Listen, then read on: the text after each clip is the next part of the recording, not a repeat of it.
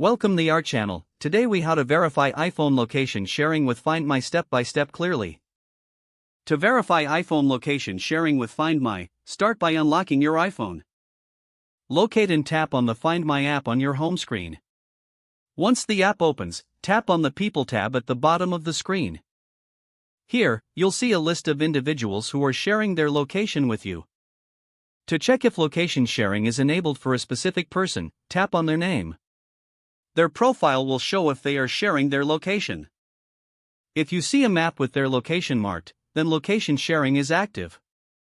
If you want to verify your location sharing settings, go back to the People tab. At the bottom, tap on Share My Location. Make sure the toggle switch at the top is turned on. You can select the device you want to share your location from if you have multiple devices. To stop sharing your location with someone, tap on their name, then select Stop Sharing My Location. If needed, you can also add people to share your location with by tapping on Share My Location and selecting Contacts. Once you've made changes, exit the app to save your settings. If the page does not load, refresh the browser or try again in a private or incognito window.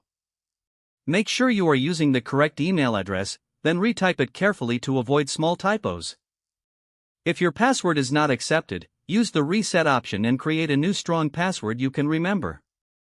Check your spam folder for verification or security emails, then complete any requested confirmation steps. Enable two-factor authentication if available to improve account security and reduce unauthorized access risk.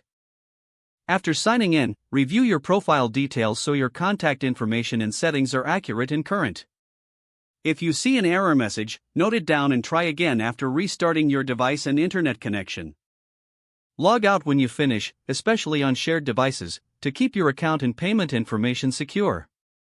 If the page does not load, refresh the browser or try again in a private or incognito window.